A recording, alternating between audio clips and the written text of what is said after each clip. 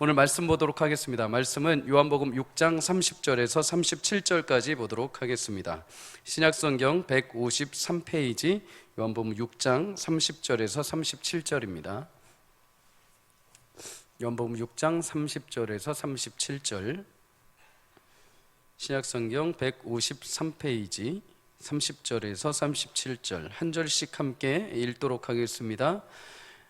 그들이 묻되 그러면 우리가 보고 당신을 믿도록 행하시는 표적이 무엇이니까? 하시는 일이 무엇이니까? 기록된 바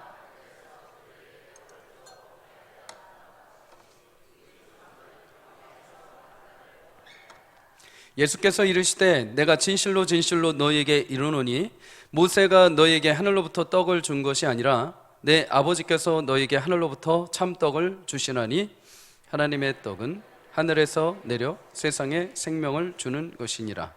그들이 이르되 주여 이 떡을 항상 우리에게 주소서. 예수께서 이르시되 나는 생명의 떡이니 내게 오는 자는 결코 줄이지 아니할 터이요 나를 믿는 자는 영원히 목마르지 아니하리라. 그러나 내가 너희에게 이르기를 너희는 나를 보고도 믿지 아니하는도다 하였느니라. 아버지께서 내게 주시는 자는 다 내게로 올 것이요 내게 오는 자는 내가 결코 내쫓지 아니하리라. 아멘. 오늘 본문을 가지고 만나와 생명의 떡이라는 제목으로 함께 말씀을 나누겠습니다. 빈자들의 성녀라고 불리는 마더 테레사가 있습니다. 그녀의 삶 50년을 지나오면서 기록했던 책 가운데 먼저 먹이라라는 책이 있습니다. 이 책에 보면은 그녀는 굶주리고 아픈 사람들을 보면 다른 것보다도 먼저 먹이는 일, 또 씻기는 일이 먼저라고 생각을 했다고 합니다. 그리고 나서 영혼을 돌보았다는 거죠. 굶주린 사람에게 아무리 하나님을 얘기하고 예수님을 얘기해도 이들은 지금 당장 배가 너무 고프고 몸이 너무 아파서 그것이 안 들어온다는 겁니다. 그래서 예수님께서 사람들에게 먼저 먹을 것을 주시고 병을 치료해 주신 것처럼 그들에게도 빵으로 먼저 굶주림을 채워주었다는 거죠. 그런데 마더 테레사가 단순히 빵에 대한 굶주림만 얘기하지 않습니다. 많은 사람이 빵에 대한 굶주림만 생각하지만 보다 더 큰 고통스러운 굶주림을 우리 인간이 가지고 있다는 거죠. 그것은 사랑에 대한 굶주림, 특별한 누군가가 되고 싶은 굶주림, 거부당하지 않고 환영받고 싶은 굶주림, 인정받고 싶은 굶주림, 이처럼 눈에 보이지 않는 굶주림이 누구에게나 다 있다는 겁니다. 사람이 하루를 생존하는 데 필요한 음식의 양은 2400kcal라고 합니다. 대략 피자로 따진다면 피자 한 판이면 오늘 하루 다 드신 겁니다. 그거 더 먹으시면 이제 이렇게 됩니다. 그렇죠?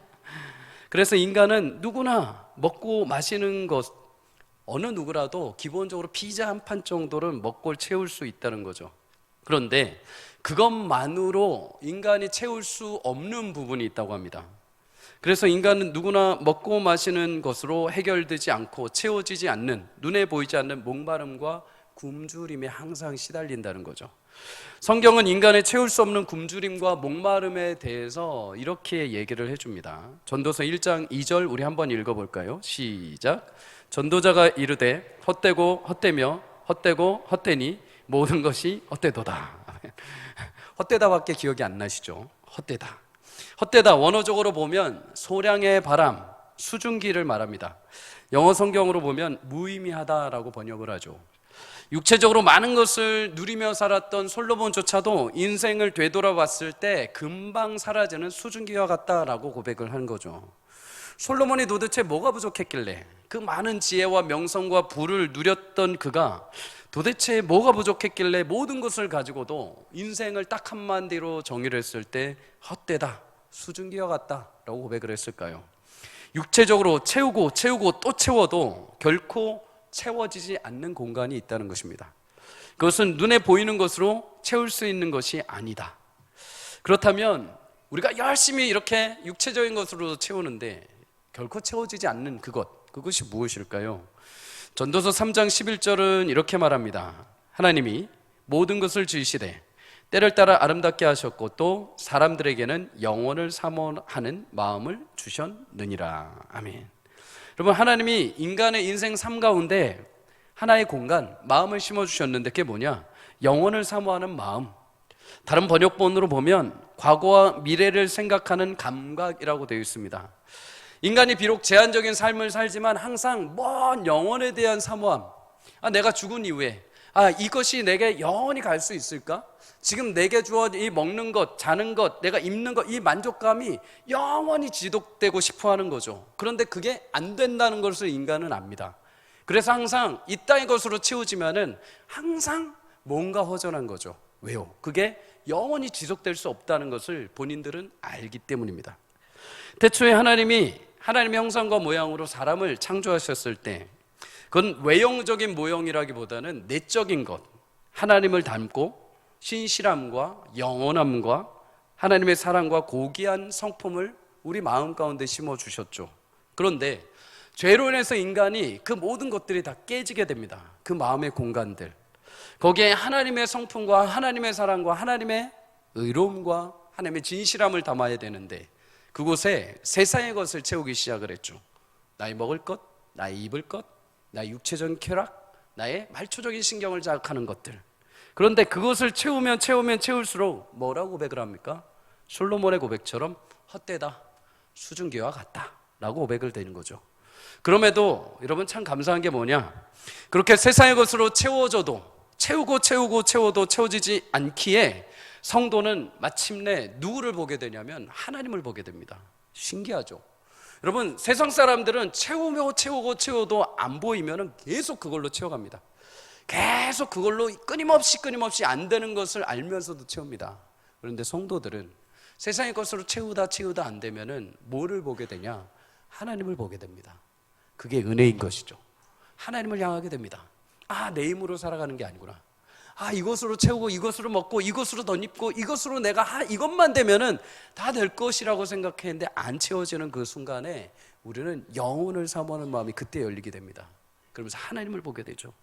나의 시작, 나의 주권자, 나의 영광, 그러면서 무릎으로 하나님 앞에 나오게 되는 거죠. 그래서 때로는 여러분, 우리 가운데 채워지지 않는 갈망이 우리 가운데 굉장히 큰 은혜입니다. 우리의 한계를 경험할 때 우리는 영원하신 하나님 앞에 시선을 둘 수 있기 때문입니다. 사사기 15장에 보면 사사 가운데 가장 강력한 힘을 가졌던 삼손이 등장합니다. 삼손, 여러분 다 아실 겁니다. 나귀 턱뼈 하나로 블레셋 사람 1000명을 무찌르게 됩니다. 이 정도 힘이면 세상에 나가서 부러울 게 없습니다. 어떤 것도 다른 거 다 필요 없습니다. 이 힘만 있으면 나의 모든 인생을 채울 것 같죠. 그런데 1000명을 죽이고 나서 삼손이 지극히 죽을 위기에 처하게 됩니다. 어떻게 되었을까요? 그 큰 힘으로 1000명을 죽였는데 갑자기 죽을 위기에 처한다. 여러분, 죽을 위기에 처한 그 이유가 뭔지 아십니까? 별거 없습니다. 목마름입니다. 1000명을 죽이는데 물 한 모금 안 먹고 싸우고 죽이고 다 하다 보니까 마지막에 그때 어떻게 되느냐? 목말라 죽겠다는 겁니다. 여러분, 온 힘을 가지고 세상에 그 누구보다 강력한 힘을 가지고 1000명을 무찌를 정도인데 고작 목마름 하나 때문에 목말라서 죽겠다. 많은 대적들을 다 죽이고도 남을 힘을 가진 자가 고작 나의 목마름 하나 해결 못해서 나 지금 여기서 목말라 죽을 것 같다. 그 전까지 삼손이 1000명을 죽이는데 하나님 찾지 않습니다. 내 힘으로 능히 할 수 있다. 누가 나를 막을 수냐 하면서 자기 힘으로 막 칩니다.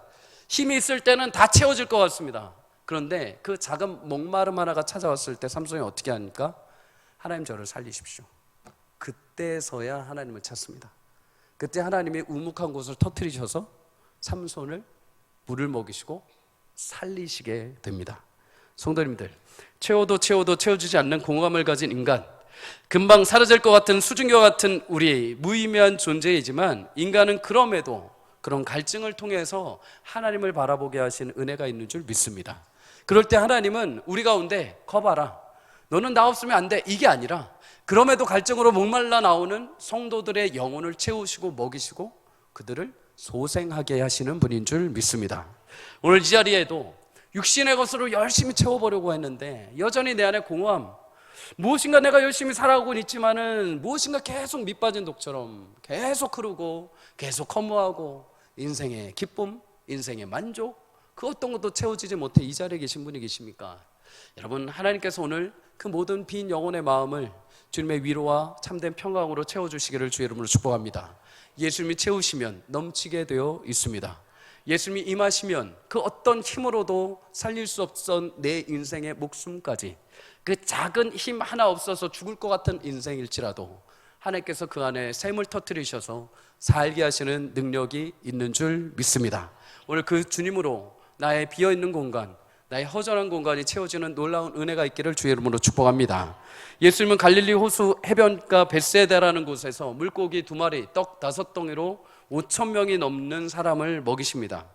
그날 저녁 풍랑이는 바다를 건너서 가버나움이라는 곳으로 제자들과 함께 가시죠. 전날 떡을 먹었던 무리들이 예수님이 벳세다에 안 계시는 것을 보고 건너편 가버나움까지 예수님을 쫓아가게 됩니다. 여러분, 예수님을 쫓아서 그렇게 열심을 다해서 물 건너편까지 왔다고 한다면 칭찬받을 일이죠. 열심과 노력으로 예수님을 쫓아왔다면 당연히 칭찬해야 됩니다. 그런데 어찌된 영문인지 오늘 무리들을 향해서 예수님이 이렇게 말씀을 합니다. 오늘 읽지는 않았지만 6장 26절에 이렇게 말씀하시죠. 너희가 나를 찾는 것은 표적을 본 바가 다르게 아니요 떡을 먹고 배부른 까닭이로다. 다르게 표현하면 너희는 내가 보여준 표적을 보고 내가 누구인지 깨달았기에 나에게 온 것이 아니라 어제 먹었던 그 떡, 우리나라 말로 표현하지 보자면 어제 먹었던 너희 밥, 그 밥이 그리워서 나를 다시 찾아왔다. 요한복음에 공통적으로 반복되는 주제가 있습니다. 그것이 무엇이냐? 예수님은 하나님의 아들이시요 약속되신 메시아라는 것입니다. 이를 증명하기 위해서 예수님은 사람들에게 사람으로서 할 수 없는 놀라운 기적들을 보여주시죠. 병자를 고치시고 안전뱅이를 일으키시고 눈먼 자를 보게 하시고 풍랑의 바다를 잠잠케 하십니다. 그리고 물고기와 떡으로 많은 사람들을 먹이십니다. 그럼에도 여러분, 예수님의 보이신 이 표적은 부차적인 것이지 주된 것이 아닙니다. 예수님이 오신 목적은 기적을 보여주기 위해서, 기적으로 조금 자랑을 하시기 위한 것이 아니라 죄로 인하여 어두워진 이 세상 가운데 유일한 생명의 빛이 되시기 위해 이 땅에 오신 줄 믿습니다. 그것이 가장 주된 목적입니다. 육체로 채워지지 않는, 죄로 인해서 채워지지 않는 우리 인생 가운데 영혼을 채워주시기 위해 예수님이 이 땅에 오신 것이죠. 그런데 예수님의 그 기적으로 어제 밥을 먹었던 사람은 그 밥에만 감명을 받습니다. 이 집 맛집이네 하면서 예수님을 보지 않고 그 밥맛만 보고 다시 찾아온 거죠. 그래서 생각합니다. 이것이야말로 내가 바라던 거다. 이 사람 먹을 것이 필요한 우리 현실을 채워주고 이 정도 힘이 있으면 우리 왕이 될 만한 사람이다. 모든 것 다 뒤집어 엎을 사람이다. 좋다. 이 사람이 왕이 돼야 한다. 힘이 있어서 문제 해결해줘서 현실적인 떡을 먹여주니까 이 사람 우리의 왕이다 하면서 왕으로 삼고자 예수님을 찾아옵니다. 이런 의도를 아시고 예수님이 그들을 향해서 뭐라고 말씀을 하실까요? 우리 27절 다 함께 읽어봅니다. 시작. 썩을 양식을 위하여 일하지 말고 영생하도록 있는 양식을 위하여 하라. 이 양식은 인자가 너희에게 주리니 인자는 아버지 하나님께서 인치신 자니라. 아멘. 무리들이 지금 생각하고 추구하는 그것은 세상의 썩을 양식이라는 겁니다.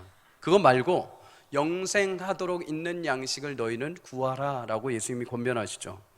여기서 양식이 2가지가 나옵니다. 2가지. 첫째는 썩을 양식, 두 번째는 영생하도록 하는 양식. 썩을 양식은 말 그대로 몸을 지탱하는 빵, 떡, 우리말로 하면 밥과 같습니다. 물론 썩을 양식이라고 해서 여러분 밥을 나쁜 것으로 여기면 안 됩니다. 성경은 오히려 열심히 수고하고 땀 흘린 노동의 대가로 먹을 것을 이야기를 하죠. 그렇기에 오늘 집에 가셔서 이 썩을 양식들 하면서 버리시면 안 됩니다. 잘 드셔야 됩니다. 이 썩을 양식이란 말은 정확하게 표현을 해보자면 썩어 없어질 양식을 말합니다. 이 땅에 썩어 없어질 양식으로는 허기진 영원한 갈망을 채울 수 없다는 거죠. 그러니 먹어도 줄지 않고 한번 먹으면은 영원한 생명을 얻게 되는 영원한 생명을 너희는 취하라고 말씀을 합니다. 여러분, 양식이 이처럼 썩을 양식, 영생의 양식 두 가지가 있는 것처럼 신약 성경에도 생명을 가리켜서 두 가지 단어가 등장합니다. 하나는 비오스, 하나는 조에라는 단어입니다. 둘 다 한글 성경에 보면은 생명이라고 번역이 될 수 있습니다. 하지만 분명한 차이가 있죠. 비오스는 육체적인 생명을 말합니다. 이 생명은 음식과 물, 공기 등으로 유지됩니다. 하지만 마지막에 죽으면 끝이 되는 동물적인 생명을 말하죠. 앞서 전도서에서 솔로몬이 고백한 것처럼 허무하다라고 말을 할 때 인생이 바로 이 비오스 인생입니다. 동물적인, 우리 육체적인 생을 말하죠. 반면 조에라는 이 단어는 영적인 생명을 말합니다. 거듭난 인생, 이 생명은 육체의 죽음을 넘어서 영원히 죽지 않고 사는 영생하는 삶을 말합니다. 그런데 여러분, 육체의 생명, 영적인 생명 모두 양식이 있죠. 육체의 생명은 말 그대로 썩어 없어질 양식이면 충분합니다. 그거 하나, 피자 한 판이면 오늘 하루 살아갑니다. 하지만 여러분, 그 양식은 지탱하는 육체의 생명, 시간, 체력이 닿으면 모두 끝나는 생명이죠. 죄의 싹은 사망이라고 말씀하신 것처럼 육체의 삶의 마지막은 다 죽음으로 끝이 나게 되어 있습니다. 하지만 영적인 생명은 다르죠. 영적인 생명, 조의 삶은 멸망하지 않고 영생을 얻는 것이며 그 안에서 하나님 주시는 참된 평강과 은혜를 누리게 되는 삶입니다.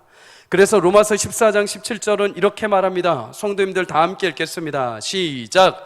하나님의 나라는 먹는 것과 마시는 것이 아니요 오직 성령 안에서 의와 평강과 희락이라. 아멘. 성도님들, 영적인 생명에 이를 수 있는 유일한 양식이 있다고 하십니다. 너희는 세상에 썩어질 양식 때문에 걱정하고 염려하고 그것 때문에 목숨 걸지 말라. 그것은 모두 다 내가 너희를 위해서 이미 베풀고 너희를 위해서 줄 수 있는 것들이다. 그러나 너희를 위해서 진짜 필요한 게 무엇이냐? 지금 당장 너희 인생 가운데 정말로 그 공허함과 그 채울 수 없는 갈증을 채울 수 있는 그 영원한 생명이 누구이냐? 나 예수 그리스도이다. 육체의 양식으로 채울 수 없는 영원한 삶을 예수 그리스도를 통해서 채우라는 것입니다. 예수님은 그를 믿는 모든 자들에게 이 땅에서 채울 수 없는 마음의 공허함, 아쉬움, 눈물, 그 모든 것들을 참된 평강과 기쁨으로 채워주시는 줄 믿습니다. 여러분, 인생의 문제와 고통은 썩어 없어질 양식 때문에 고통이 생기는 거 아닙니다. 내 문제와 나의 고통, 나의 힘든 인생을 여러분 잘 되돌아보십시오. 이거 먹는 거 없어서 아닙니다. 명예 없어서도 아닙니다. 물질 없어서도 아닙니다. 내 자녀가 뜻한 바대로 잠시 잠깐 안 가서도 아닙니다. 그런 것 때문에 우리는 인생의 고통과 어려움과 문제 앞에 직면하지 않습니다. 우리가 인생에 진짜로 힘들고 어렵고 고통스러운 이유는 영적인 생명의 떡이신 예수님을 제대로 믿지 못하기 때문입니다. 여러분, 믿는다는 것은 그분께 맡긴다는 것입니다. 의지한다는 것이죠. 내가 믿습니다 하는 것은 그냥 나 기독교, 종교란의 기독교, 주일날 그냥 주일날 예배만 오는 것이 아니라 내 전인격적인 모든 삶, 나의 죽음과 죽음 이후의 모든 영혼이 주님의 손 안에 있음을 믿고 의지하는 것입니다. 때로는 욕과 같이 어려운 현실, 이해되지 않는 상황이 올지라도 하나님이 다 아시오니, 하나님이 내 삶을 아시오니, 하나님이 지금 형편을 아시오니, 나를 붙잡으신 영원한 생명의 떡이신 예수님이 나의 주인이시오니 내 삶이 주님의 은혜 가운데 화평과 기쁨으로 내 삶이 살아갈 줄 믿고 의지하고 믿고 맡겨드리는 것입니다. 이것이 믿음이라는 것이죠. 그냥 믿어서 어떤 기적을 추구하는 것이 아니라 그것은 여러분 삶에 쫓아오게 되어 있는 것들입니다. 그것은 주가 아니라 부수적으로 그리스도인의 삶, 믿음으로 살아가는 삶 가운데 하나님께서 선물로 부수적으로 주는 거지, 그것이 주가 아니죠. 우리의 주는 예수님을 믿고 믿음을 따라 행할 때 하나님이 주시는 참된 평안과 안식과 영원한 생명을 얻는 것인 줄 믿습니다. 성도님들, 하나님은 이 일을 위해서 예수님을 이 땅에 보내셨다고 합니다. 흔히 하나님의 일이라고 하면 굉장히 우리 크게 생각합니다. 나라가 뒤집어지는 일, 민족이 크고 흥왕하고 놀라운 개벽과 같은 일들이 이루어져야 마치 하나님이 일하신다고 생각을 합니다. 그런데 여러분, 나라가 뒤집어지고 개벽이 일어나고 수많은 일들이 아무리 벌어진다 하더라도 하나님의 관심사는 딱 한 군데 있습니다. 뭘까요? 단 한 영혼이 예수님을 제대로 믿고 구원을 받아 주께 영원한 생명을 얻고 돌아오는 것입니다. 하나님 보내신 예수를 믿고 돌아와서 회개하고 구원을 얻는 것, 그것만이 하나님의 유일한 꿈이요, 하나님의 유일한 비전이요, 하나님의 유일한 일이 되는 것입니다. 여러분, 이 일보다 하나님에게 더 중요한 일은 없습니다.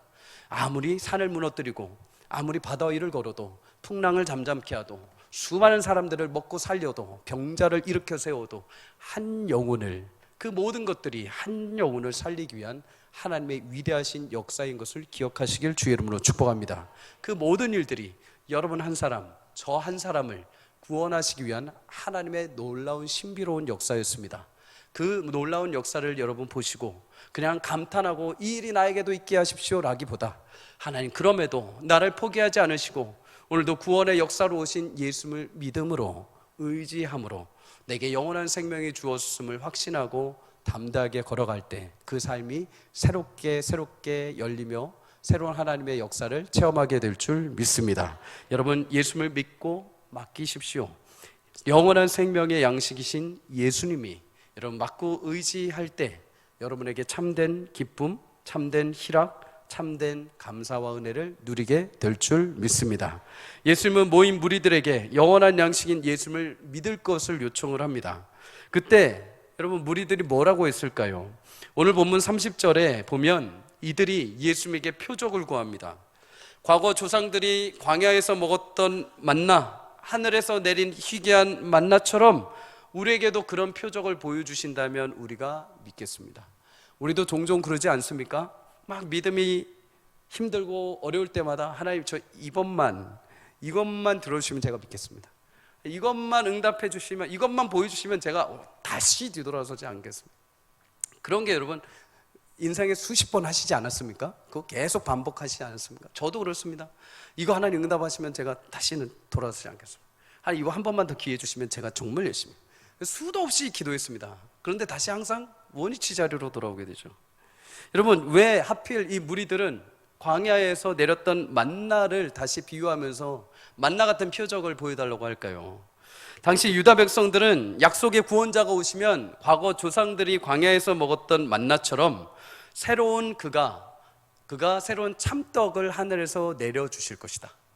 새롭게 오신 메시아, 새롭게 약속된 사람이 오면은 그가 광야에 만나가 내렸던 것처럼 새로운 참떡을 내려서 우리에게 먹게 할 것이다. 육체적으로 그렇게 믿고 있었습니다. 그러니 하늘에서 만나와 같은 놀라운 표적이 내린다면 우리가 이제 믿겠다는 것이죠. 조건부죠. 그렇다면 여러분, 눈에 보이는 표적을 만약에 보여준다면 믿을 수 있을까요? 정말 그들에게 하늘에서 좋다, 내려볼게 하고서 예수님이 내렸다면 그들이 정말 믿고 이 성경의 내용이 확 바뀌었을까요? 오늘 본문 36절에 예수님이 이렇게 말씀을 합니다. 너희는 나를 보고도 믿지 아니하는도다. 영원한 생명의 떡이신 예수께서 어제 너희의 육체의 떡을 그렇게 놀랍게 먹이시는 것을 너희에게 보여주었음에도 너희가 믿지 못하였는데, 하물며 내가 지금 여기서 하늘의 떡을 내린들 너희가 그것을 보고 믿겠느냐라는 것입니다. 못 믿는다는 겁니다. 여러분, 믿음이라는 것은 무엇인가를 보고 믿는 것이 아닙니다. 기독교 신앙의 믿음은 무엇인가를 보고 믿는 것이 아니라 믿을 때 보게 되는 줄 믿습니다. 여러분, 믿기 시작할 때 열리게 됩니다. 믿을 때 구원의 영생을 누리게 됩니다. 증거가 없어 하나님 앞에 증명하라고 해서 우리가 그 증명을 보고 믿는 것이 아니라 하나님의 말씀을 믿기 시작할 때 내 삶이 증거가 되기 시작을 합니다. 내 삶에 일어난 하나님의 역사가 수많은 사람들 앞에 하나님의 살아계심의 증인이 되는 것입니다. 그래서 믿기 시작할 때 하나님 나라와 섭리를 우리는 체험하게 되죠. 유대인들이 착각한 것, 만나입니다. 만나. 그 표적을 보여주면 우리가 믿겠다는 거죠. 그런데 여러분, 그들은 40년간 조상들에게 만나를 준 사람이 모세라고 생각을 했습니다. 사람 모세. 그리고 조상들이 배가 고파서 아우성을 치니까 모세가 기도했을 때 하나님께서 그렇게 기적과 같은 만나를 배불리 먹이셨으니까 그 기적 우리에게도 보여달라는 거죠. 그러면 믿겠다는 겁니다. 그런데 예수님이 32절에 그것은 모세가 준 것이 아니라고 합니다. 이미 너희가 잘못 알고 있다는 거죠. 모세가 준 것이 아니라 그것은 하늘에서 하나님께서 내려주신 것이다. 그러면서 하나님이 그렇게 내려주신 이유가 있다고 합니다. 너희가 생각하는 것처럼 그냥 배만 불리는 그렇게 만나를 주신 것이 아니라 그 만나에도 숨겨져 있는 의미가 있다는 거죠. 여러분, 만나는 인간적인 눈으로 보면 배를 채우는 썩어질 음식에 불과합니다. 그러면 하나님은 그냥 썩어질 음식인데 하루하루 그냥 그래 먹고 잘 버티고 잘 싸고 잘 견뎌 40년만 버텨? 그럼 우리 가나안 땅에 들어갈 거야? 자, 이것밖에 없으니까 잘 버텨봐. 이렇게 만나를 주셨을까요? 하나님은 만나 속에 한 가지 약을 심어 두셨습니다. 강아지들에게 약을 먹일 때 방법이 있다고 해요. 강아지들이 약을 먹을 때 이렇게 옆으로 살짝 흘려버리죠. 알약들 흘려버리고 이렇게 머리 써서 흘려버립니다. 그러니까 주인들이 어떻게 하느냐, 고기 안에, 강아지가 좋아하는 음식 안에 알약을 살짝 넣습니다. 물론 그 개 중에 어떤 개는 고기만 쏙 먹고 알약까지 뱉어내는 개도 있대요. 이놈의 개들이. 그런데 대부분은 다 이렇게 넣어 먹으면은 그냥 꿀떡 삼킨다고 해요. 광야에서 하나님께서 만나를 주실 때도, 이스라엘 백성들에게 만나를 주실 때도 단순히 배만 채우라고 주신 것이 아닙니다. 출애굽기 16장 4절 하반절에 이렇게 말하죠. 그때 여호와께서 모세에게 이르시되 보라, 내가 너희를 위하여 하늘에서 양식을 비같이 내리리니 백성이 나가서 일용할 양식을 날마다 거둘 것이라. 이같이 하여 그들이 내 율법을 준행하나 아니하나 내가 시험하리라. 만나는 부수적인 거죠. 만나를 통해서 하나님께서 무엇을 원하시느냐? 경외하는 법, 하나님 앞에 순종하는 법을 알려주신 것이죠. 만나를 주실 때 대량으로 주시지 않습니다. 매일 하루 아침마다 나가서 정해진 양만큼 거두러 갑니다. 땅에 수북히 쌓여있는 만나를 하더라도 그거 다 걷지 말고 하루 먹을 양만 가지고 오라고 합니다. 먹고 사는 일상이 중요하지만 그 전에 이 모든 것, 이 부유하게 내리게 하신 분이 하나님이라는 것을 기억하게 하는 거죠. 거둘 때도 하나님의 명령에 따라서 순종하는 법을 알게 하시는 겁니다. 썩어질 양식을 통해서도 하나님은 그들의 믿음을 훈련시키신 거죠. 그런데 여러분, 이스라엘 백성들이 잘 믿을까요? 못 믿을까요? 광야에서 이들이 잘 못 믿습니다. 하루만 먹을 양을 가져가라고 해도 2, 3일치씩 막 가져갑니다. 막 욕심을 내서 하나씩 더 담고 2개씩 더 담고 10개씩 더 담아갑니다. 그래서 다음날 아침에 우리는 좀 더 가져왔지 하고 딱 열었을 때 어떻게 되어 있습니까? 썩어 있습니다. 그렇게 제발 하루치만 가져가라 해도 욕심내서 가져갔다가 썩어서 못 먹고 버리게 됩니다. 하나님은 7일째 되는 날은 내가 안 줄 거니까 6일째 되는 날 이틀치를 가지고 가라고 하십니다. 그럼에도 불구하고 토요일날 분명히 이틀치를 가져갔음에도, 그럼에도 또 그 7일째 굳이 나와가지고 만나를 구하러 다니는 사람들이 있습니다.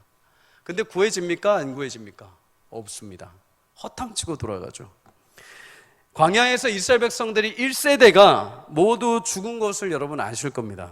그런데 그들이 죽은 것은 만나가 없어서 죽은 것이 아닙니다. 광야 40년간 만나는 주 6일 매일 내렸습니다. 그들이 죽은 것은 만나가 그쳐서도 아닙니다. 먹을 것이 없어서도 아닙니다. 물이 없어서도 아닙니다.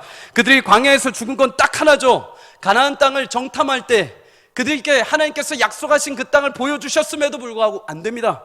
우리 못 믿겠습니다. 못 갑니다. 하나님 여기서 죽이십시오. 그들의 말대로 그들은 그 땅에 못 들어가고 1세대가 모두 죽게 됩니다.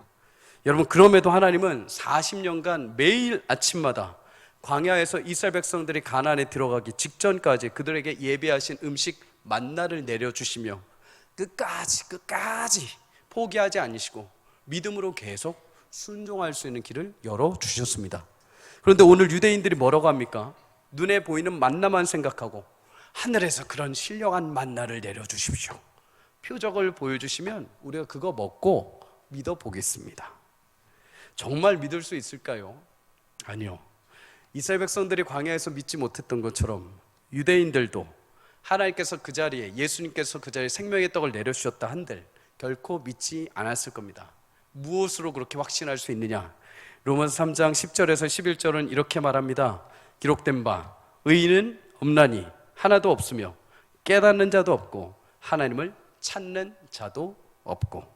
전적으로 타락하고 부패한 우리 눈에 하나님이 아무리 가시적으로 표적과 기사를 보여줘도, 예수님이 매일같이 나와 동행하시며 내 옆에서 끊임없이 말씀으로 내게 다가오셔도, 끊임없이 말씀과 찬양으로 기도로 믿음의 동역자들을 설득하고 찾아오셔도 설명하셔도 잘 못 믿는다는 겁니다. 왜요? 죄로 인해서 우리 눈의 시선이 망가졌기 때문입니다. 깨닫는 마음이 없기 때문입니다. 사고하는 마음, 영적으로 신선한 마음이 다 무너져 있기 때문에, 삐뚤어져 있기 때문에 하나님이 아무리 설득해도 잘 모른다는 겁니다. 여러분, 지구는 가만히 놔두면 자정작용을 해서 깨끗해집니다. 그런데 타락한 인간은 가만히 놔두면 스스로 패망의 길을 걷게 됩니다. 하나님 앞에 시선을 두지 않고 하나님 앞에 말씀 앞에 다시 돌아오지 않으면 가만히 있으면 멀쩡할 것 같죠? 아니요, 시간이 가면 갈수록 자꾸만 내 생각, 내 혈기, 내 마음대로 자꾸만 패망의 길을 가게 됩니다. 그것이 노아의 홍수 사건이요, 바벨탑 사건이요, 이스라엘 백성들이 죄를 범하고 바벨론 포로로 잡혀간 사건이죠. 우리도 마찬가지입니다. 여러분, 우리도 늘 언제나 하나님이 끊임없이 보여주시고 알려주시고 설득하시고, 오늘 새벽에 주신 말씀이 너의 말씀이야, 오늘 이 사람을 통해서 너에게 주는 말씀이 너를 향한 내 마음이야, 오늘 부모님을 통해서 너에게 주는 말이 내 마음이야, 오늘 자녀를 통해서 기도를 통하여서 주는 내 마음이 이런 거야 라고 하는데도 불구하고 우리는 안 듣습니다. 내 주관, 내 앞에 보이는 것만 딱 보고 내 마음이 이미 딱 잠겨있는 생각대로 그대로 이루어갑니다. 자존심, 나의 혈기 끊임없이 그렇게 돼가지고. 그런데 여러분, 놀라운 사실이 뭔지 압니까? 그런 현실 속에서 우리의 하루하루가 멀쩡하게 반복된다는 겁니다. 믿지 못하고 흔들리고 곧장 파멸돼서 죽을 것 같이 끝날 것 같은데도 불구하고 내일 다시 똑같이 삶이 시작이 됩니다. 오늘 또 똑같이 삶이 시작이 됩니다. 내가 가진 모든 것, 건강, 부요, 생각, 정신, 삶 자체가 모든 것이 내가 하나님 앞에 믿음으로 그렇게 열심히 살지도 못하고 믿음으로 반응하지도 못하는데 똑같이 다시 반복되고 똑같이 다시 내게 주어집니다. 타락한 인간, 죄악된 방향성에도 불구하고 믿음이 부족함에도 여전히 우리 삶이 멀쩡하게 돌아가는 이유는 뭘까요? 멀쩡하게 내일이 또 시작되고 멀쩡하게 한 주를 또 아무 일 없었다는 듯이 살아가는 이유는 무엇일까요? 죄악된 현실 가운데 믿음이 부족한 나의 인생일지라도 그럼에도 나의 하나님의 은혜로운 간섭이 여전히 내 삶을 긍휼히 여겨주신다는 것입니다. 내가 예수님을 향한 믿음이 없이 예수님 앞에서 매일 돌아서는 삶이라 할지라도 그 즉시 하나님께서 치시거나 그 즉시 하나님께서 뺏어가시거나 그 즉시 나를 멸하게 하시는 게 아니라 매일같이 똑같은 삶이 그래도 반복되고 있다는 것은 하나님께서 나를 기다리시고 나를 하나님께서 주님의 긍휼로 보시고 여전히 하나님께서 나를 채우시고 하나님의 자녀로 나를 인정해 주고 계시다는 것입니다. 요한복음 6장 37절은 그래서 예수님이 이렇게 말씀을 합니다. 다 함께 읽겠습니다. 시작. 아버지께서 내게 주시는 자는 다 내게로 올 것이요 내게 오는 자는 내가 결코 내쫓지 아니하리라. 아멘. 아버지께서 내게 주시는 자, 다른 말로 아버지께서 내게 맡기신 자라는 겁니다. 바꿔보자면 하나님이 이미 자신의 소유된 것을 예수님에게 맡겼다는 겁니다.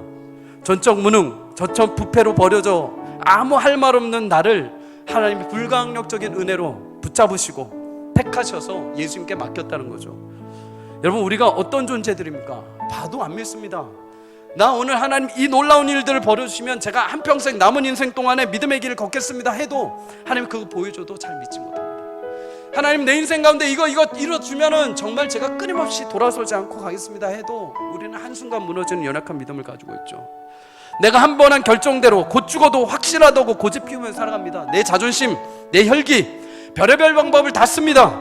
그 잘난 자존심 하나 지키려고 목숨 걸고. 누군가는 이렇게 말합니다. 눈에 보이지 않지만 어느 것보다도 단단한 것이 있다면 뭐라고 생각을 하냐고 내게 묻는다면 2번 고민하지 않고 대답할 겁니다. 그것은 인간들의 생각입니다. 결코 쉽게 꺾이지 않고 결코 구부러지지 않고 결코 순종하지 않고 죄의 고집쟁이들인 우리 인생. 근데 하나님이 예수님에게 그런 인생을 맡겼다고 합니다. 그럼 하나님은 이 인생들 도저히 안 돼. 이건 폐기 불가. 예수야, 네가 좀 어떻게 해봐. 이런 식으로 맡기셨을 거예요. 여러분, 여러분의 귀한 자녀가 있다면 여러분의 자녀들에게 무엇을 맡기시겠습니까? 아들아, 야 이거 진짜 이거 미안한데 이거 음식물 폐기물이야. 이거 네가 좀 감당해. 이거 맡기시겠습니까? 아니면 아들아, 이거 내가 정말 애지중지하고 아끼고 너무 소중하게 여기는 거야. 그런데 아직 때가 안 됐어. 아직 잘 다듬어지지 않았어. 그래서 네가 잘 가지고 있다가 나중에 때가 될 때 잘 다듬고 잘 닦아줘서 너의 때에 아름답게 빛이 나면 좋을 것 같아. 여러분, 어떤 것을 주시겠습니까?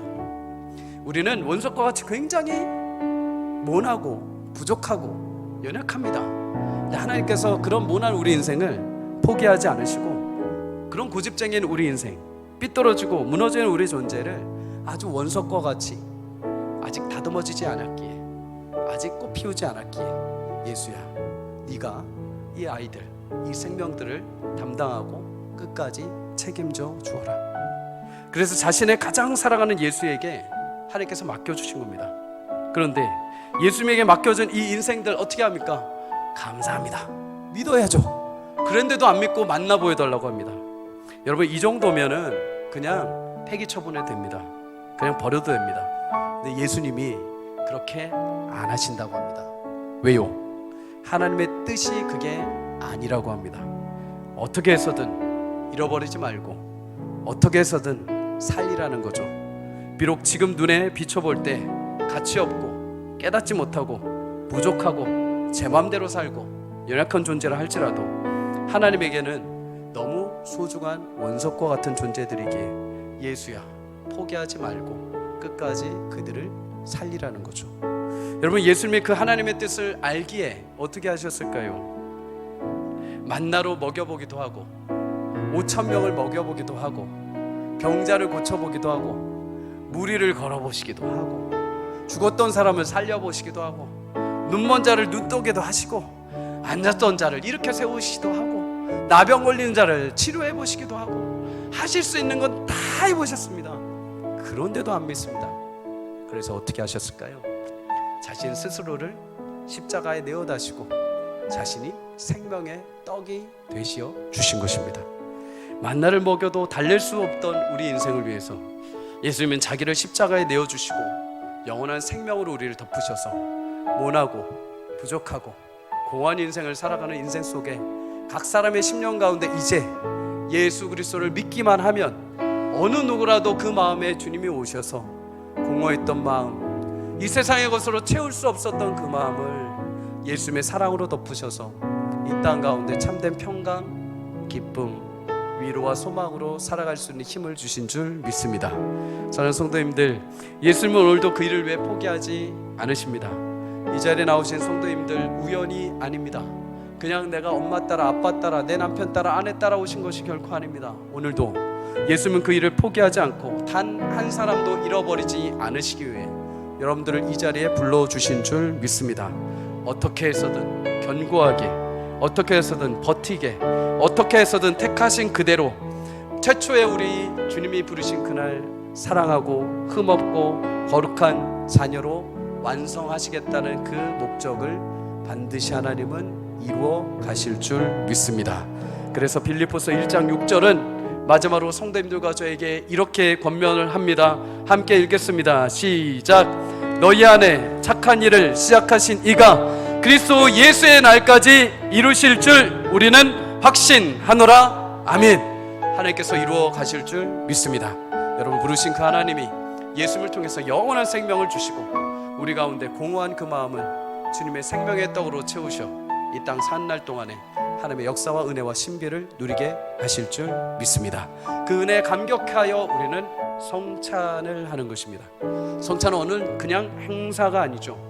내 인생, 공허한 인생이었지만 주님이 부르시고 하나님의 영광스러운 자녀가 되게 해주셨음을 감사하며 다시 한번 그 죄사함과 구원의 은혜를 얻고 다시 힘을 내서 이 땅을 살아갈 수 있도록 우리 가운데 예수님이 제정해 놓으신 것입니다.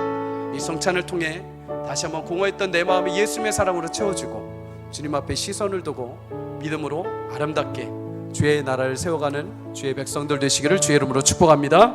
함께 이 시간 찬양하고 하나님 앞에 먼저 예물을 올려드리겠습니다.